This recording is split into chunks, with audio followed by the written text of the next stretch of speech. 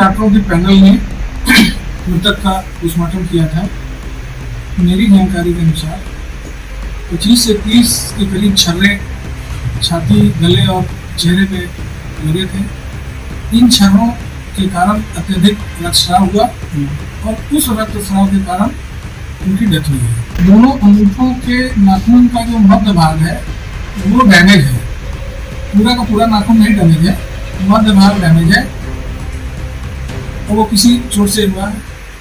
नमस्कार, आप देख रहे दी कंटाप, मैं हूं आपके साथ प्रफुल्ल। बहराइच की हिंसा पर हिंदू मुसलमान का आलाप जपने वाले, हिंदू मुसलमान चिल्लाने वाले, ये स्टूडियो में बैठकर नफरत की आग भड़काने वाले क्या इस वीडियो को देखने के बाद लोगों से माफी मांगेंगे? क्या इस वीडियो को देखने के बाद उनकी आंखों में शर्म आएगी? क्या इस वीडियो को देखने के बाद जनता के बीच में जाएंगे और कहेंगे कि नफरत की आग में घी हमने भी डाला है? तो चलिए हम आपको पहले वीडियो दिखाते हैं, फिर आगे बढ़ते हैं। करिश्मा अजीज नाम के एक्स हैंडल से इस वीडियो को शेयर किया गया है, जिसमें सीएमओ का कहना है कि रामगोपाल की मृत्यु अत्यधिक रक्त बह जाने के कारण हुआ। पैर के अंगूठे, नाखून डैमेज थे, पर वो चोट के कारण हुआ था। पर कल से आरडब्ल्यू इकोसिस्टम झूठ फैलाया जा रहा है कि बर्बरता हुई थी, करंट लगाया गया, नाखून उखाड़े गए। इतना झूठ क्यों बोलते हैं? अब आप सीएमओ की बयान को सुनिए। 3 डॉक्टरों के पैनल ने मृतक का पोस्टमार्टम किया था। मेरी जानकारी के अनुसार 25 से 30 के करीब छर्रे छाती, गले और चेहरे पे लगे थे। इन छर्रों के कारण अत्यधिक रक्तस्राव हुआ और उस रक्तस्राव के कारण उनकी डेथ हुई है। दोनों अंगूठों के नाखून का जो मध्य भाग है वो डैमेज है। पूरा का पूरा नाखून नहीं डैमेज है, मध्य भाग डैमेज है और वो किसी चोट से हुआ है। चलिए अब आपको एक दूसरा बयान सुनाते हैं, दूसरा वीडियो दिखाते हैं, जो उत्तर प्रदेश के नोएडा में स्थित प्रतिष्ठित न्यूज चैनल के प्रतिष्ठित एंकर हैं। नाम मैं नहीं लूंगा, आप चेहरा देखकर पहचान जाइए, क्योंकि बहुत पहले हमारे प्रधानमंत्री मोदी ने कहा था कि कपड़ों से पहचानिए कि कौन लोग हिंसा भड़काते हैं, हिंसा करते हैं। तो इस वीडियो को देखिए और नाम से पहचानिए, सूरत से पहचानिए कि आखिर कौन लोग हैं जो दहकती हुई आग में लोगों को झोंक देते हैं। जलते हुए आग में पूरी मानवता को दहन कर देते हैं। तो इस वीडियो को देखिए और आप खुद ही सोचिए। सबसे पहले हम उस नफरत का पोस्टमार्टम करेंगे जिसने हैवानियत की सारी हदों को पार कर दिया है। जिस 22 वर्ष के राम गोपाल मिश्रा नाम के लड़के की अपहरण के बाद हत्या कर दी गई थी। नीगर परवीन नाम के एक्स हैंडल से इसको शेयर किया गया और लिखा गया कि एक राष्ट्रीय चैनल पर करोड़ों लोगों को बेवकूफ बनाया जा रहा है, फेक न्यूज फैलाई जा रही। आज तक पर यह पूरी का चेला सरेआम झूठ बोल रहा है, फर्जी पोस्टमार्टम रिपोर्ट पढ़ रहा है।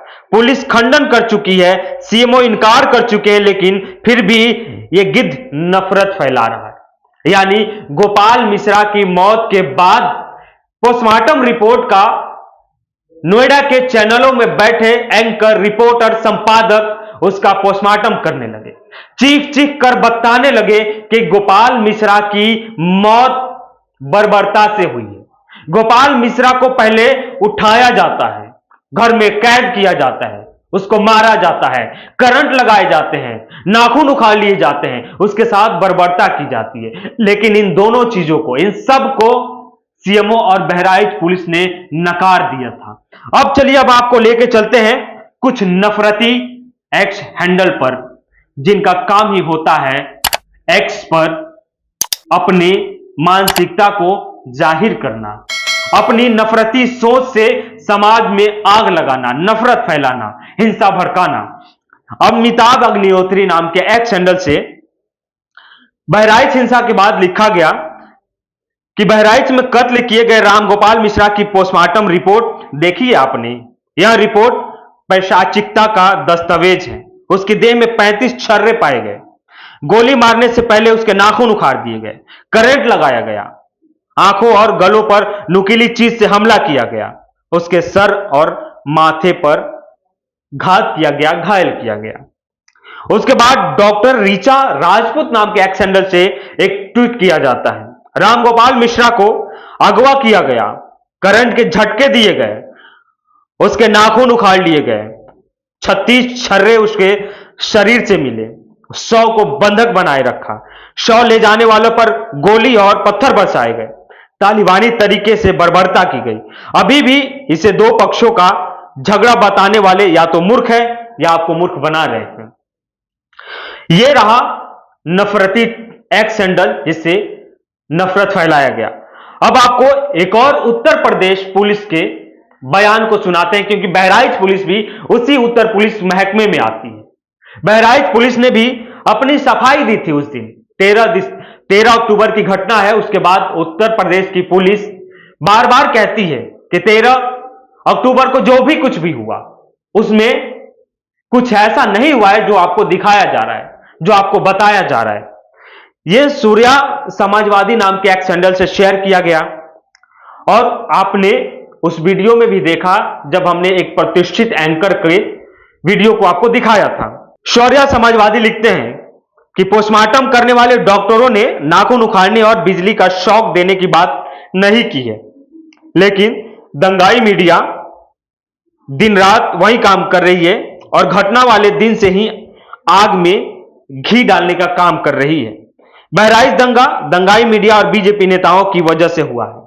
उसके बाद बहराइच पुलिस भी अपील करती है लोगों से कि आप उन भ्रामक तथ्यों पे मत जाएं, आप भ्रामक सोशल मीडिया अकाउंट्स को मत देखें, क्योंकि वो लोग आपके दिमाग में जहर घोल रहे हैं, आपके मानसिकता को कहीं और ले जाकर गड्ढे में या कुंठित कर रहे हैं। बहराइच पुलिस लिखती है कि जनपद बहराइच में विगत दिनों हुए सांप्रदायिक घटनाओं से जुड़े भ्रामक एवं झूठे तथ्य कुछ सोशल मीडिया अकाउंट्स के द्वारा गलत तरीके से विभिन्न प्लेटफॉर्म पर लिखकर प्रसारित किए गए। ऐसी स्थिति में भविष्य में सांप्रदायिक सौहार्द बिगड़ने की संभावना बन सकती है। ऐसे सभी गलत तथ्यों पर आधारित सभी भ्रामक पोस्टों को गंभीरता पूर्वक लेते हुए संबंधित सोशल मीडिया अकाउंट्स के खिलाफ विविध कार्रवाई की जाएगी या की लाने की कोशिश होगी। ये 10:11 पे 16 अक्टूबर को यह ट्वीट किया जाता है, क्योंकि पोस्टमार्टम रिपोर्ट के बाद एक अलग ही बखेड़ा खड़ा होता है तब। उसके बाद एक और आता है 10:34 पे दिनांक 13/10/2024 को कस्बा महाराजगंज थाना हरदी जनपद बहराइच में घटित घटना में एक हिंदू व्यक्ति की हत्या के संबंध में सोशल मीडिया से सांप्रदायिक सौहार्द बिगाड़ने के उद्देश्य भ्रामक सूचना जैसे मृतक को करंट लगना, तलवार से मारना, नाखून उखाड़ना आदि बातें फैलाई जा रही है, जिसमें कोई सच्चाई नहीं है। पोस्टमार्टम में मृत्यु का कारण गोली लगने से होता है, उसका पाया गया।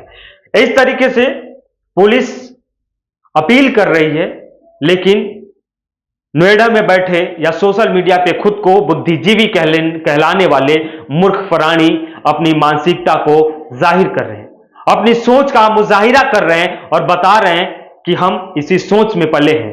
तो खैर इन खबरों को देखिए और सोचिए और समझिए कि आपके बच्चों का मुस्तकबिल कहां है, आपके बच्चे को आने वाले कल में कहां धकेला जा रहा है। रोजगार पे बात होती है, अर्थव्यवस्था पे बात होती है, या सिर्फ मंदिर और मस्जिद के झगड़ों में आपको उलझा दिया जाता है, आपके हाथों से आपकी रोटी छीन ली जाती है और आपको नर्क में ढकेला जा रहा है। आप क्या सोचते हैं? अपनी प्रतिक्रिया हमें जरूर बताइएगा।